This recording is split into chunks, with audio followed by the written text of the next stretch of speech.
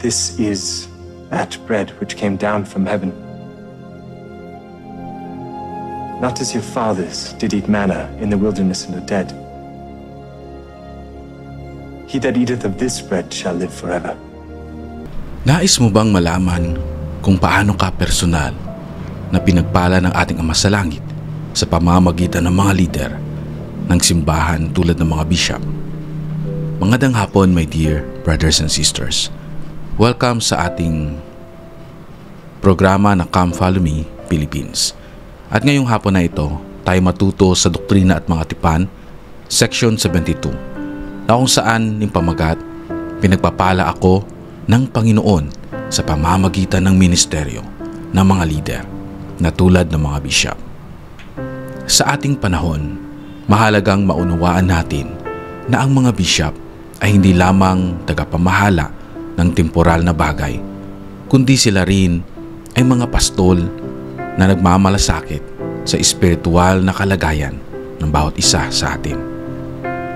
Noong unang panahon, tulad ni Bishop Newell Q. Whitney sa Doktrina at Mga Tipan, Section 72, inatasan siya ng Panginoon na pangasiwaan ang mga ari-arian, tumulong sa mga nangangailangan at tiyakin na ang kamalig ng Panginoon ay laging handang magbigay tulong. Ngayon, makikita natin ang kaugnayan nito sa mga bishop na matyagang gumagabay, nagpapayo at tumatanggap ng ating mga ulat ukol sa ating pagsunod, pananampalataya at paglilingkod. Tayo rin ay inaanyayahang mag-ambag ng ating oras, kakayahan at mga pagpapala upang mas maging matatag ang ating word. Sa gitna ng modernong hamon gaya ng kahirapan, krisis sa pamilya o kawalan ng direksyon, mahalagang makipag-ugnayan tayo sa ating bishop na siyang inatasan ng Ama natin sa langit upang magbigay gabay at lakas ng loob. Nagpapatotoo ako na kapag buong puso nating sinusuportahan ang ating bishop at nagbibigay tayo ng tapat na ulat sa ating pananampalataya, dumarating ang kapayapaan, kaayusan at espiritual na sigla sa ating buhay. Ang mga bishop ay tunay na tinawag ng Diyos upang maging kanyang mga lingkod at magdala ng kanyang pag-ibig sa bawat tahanan. My dear brothers and sisters, magandang hapon uli sa lahat. Napakaganda ng ating talakayin ngayong hapon na ito. Tungkol ito sa mga bishop ng simbahan, branch president, na tinawag ng Diyos na maging lingkod natin o isang pastol na gumagabay sa atin, tagapamagitan ng Diyos dito sa mundo. Sila yung paalaala, pagpapakita na mahal tayo ng ating Ama sa Langit dahil binigay sila. Kapag mayroon po tayong problema sa pamilya, mayroon po tayong problema na personal, mayroon po tayong mga tinatago sa ating loob na mabigat, atin itong isang guni o sabihin sa ating bishops pamamagitan ng pag-interview sa atin.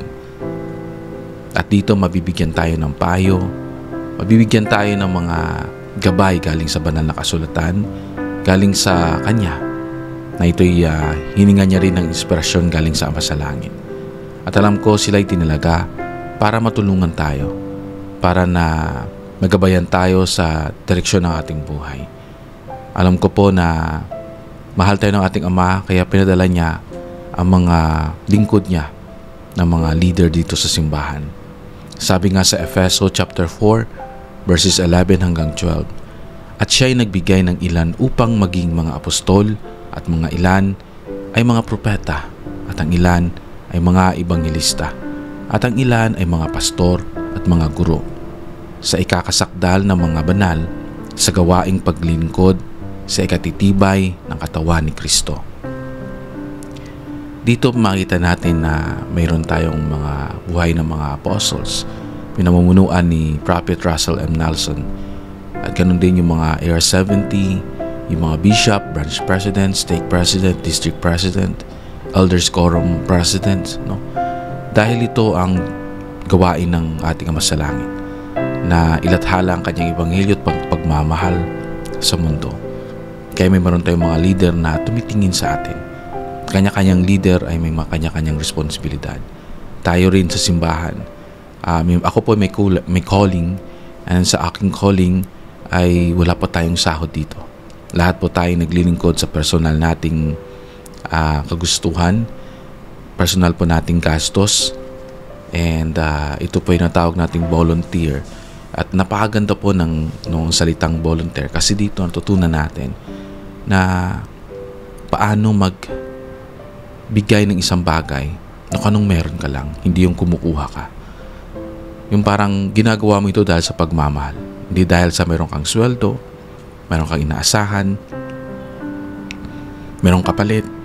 Pero dito natutunan natin kung paano maglingkod na walang halong kapalit, na walang halong politika. My dear brothers and sisters, napakaganda ng experience, napakapaglingkod tayo ng mahabang panahon na hindi natin iniisip na may balik. Alam niyo po sa simbahan na natutuwa ako dito kasi alam niyo po pag meron tayong kailangan, hindi natin kailangan magbili ng pagkain o ng anything para lang maialok doon para na ma-process yung ating mga kailangan. Sila yung nagbibigay. Pag sila yung dumalaw, may kailangan, sila yung nagbibigay, hindi tayo nagbibigay sa kanila. And ito yung kultura ng Diyos na maganda kasi yung feeling ng voluntary. Yung parang ginagawa mo talaga sa pagmamahal. Pag pagod ka, magpapahinga ka. Minsan kahit pagod ka, ginagawa mo pa rin dahil mahal mo yung calling mo. Mahal mo yung responsibilidad na binigay ng Diyos sa iyo.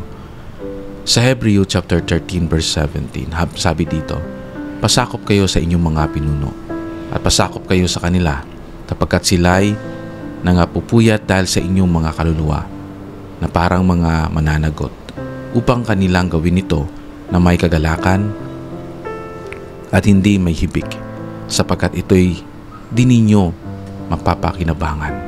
Napaganda yung sinabi sa Hebreo na ako po ay naging isang branch president or masabi nating bishop. May mga time po na kahit may trabaho, kailangan kang lumabas kasi may kailangan yung membro, yung sarili mong problema hindi mo ma-resolve, diba? Financially, no?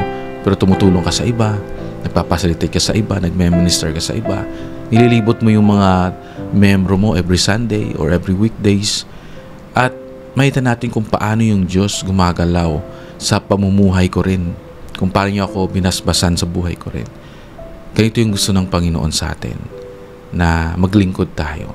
Hindi naman po bishop or leader ng simbahan, kahit tayo mga miyembro, maglingkod tayo ng buong puso natin. Ito yung tunay niyang simbahan at gusto niya po na maging maligaya tayo. Naunawaan niya yung mga pinagdadaanan natin at gusto niya po tayong tulungan. Sabi nga, kung aalis tayo simbahan, saan tayo papunta? Kasi ito yung totoong simbahan. Sabi ng Panginoon sa mga apostles niya, kayo din ba iaalis? Sabi ng mga apostles niya. Alam niyo na sa inyo ang katotohanan. Kung aalis kami, saan kami pupunta? Dahil sa inyo yung katotohanan. Nasa Diyos po yung katotohanan. Dito po yung kaligtasan. Dito po tayo.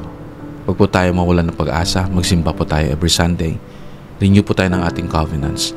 At maglingkod po tayo sa Diyos ng buong puso. Alam ko na mahal niya tayo. Gusto niya na maging masaya tayo sa buhay na ito at sa buhay na darating.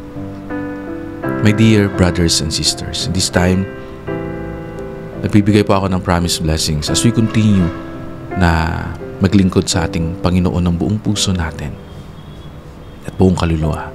Pagpalain po niya tayo in spite sa mga weaknesses natin. At tutulungan niya po tayong ma-overcome yung mga weaknesses natin.